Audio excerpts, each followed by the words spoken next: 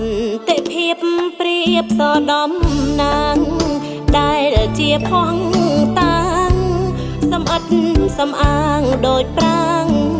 អង្គរមរតកដំឡៃស្នាដៃសំដាច់ដែរចោ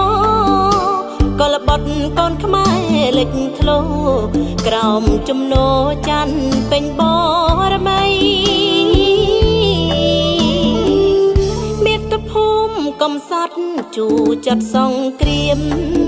ខ្មែរបង្ហូរឈាមសត្រូវឆ្លៀនពៀនជួបទុករីងរៃប្រត់ប្រាគ្រួសារចិនដារងតែផិតភ័យនេះហើយសង្គ្រាមអប្រិយជាតិខ្មែរប្រុសស្រីរងទុកវេទនាតម្លៃសន្តិភាពប្រៀបបានដូចឋានឱសថជាតិរីធំធាត់សេដ្ឋកិច្ចបងប្អូនប្រជារស់សុខសែនសានប្រាណរួមប្រកបការងារសម្ដេចធិបតីការពាររួមរក្សាថែបន្តជាតិកូនចងចាំច្បាស់ប្រសាសន៍សម្ដេចពុកយើងរស់បានសុខថ្ងៃនេះទៅមុខព្រោះសន្តិភាពទោះតម្លៃណាលះបង់ការពារមិនឃ្លាតចំពោះមាតុភូមិរួមជាតិសុខក្សេមសានកម្ពុជាកើត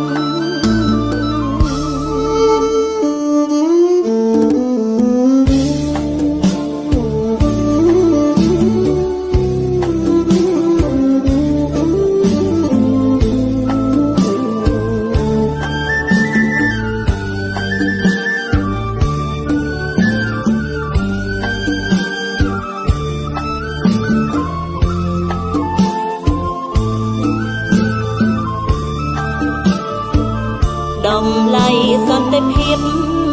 ប្រៀបបានដូចឋានឱសថជាតិរីធំធាត់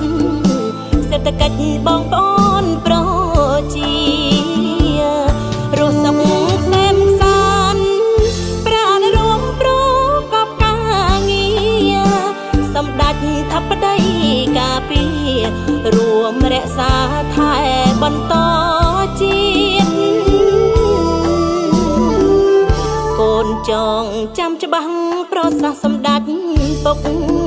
យើងរស់បានសុខថ្ងៃនេះទៅមុខព្រោះសន្តិភាពទោះតម្លៃណាលះបង់ការពារមិនឃ្លាតចំពោះមាតុភូមិរួមជាតិសុខក្សេមសានកម្ពុជាកើត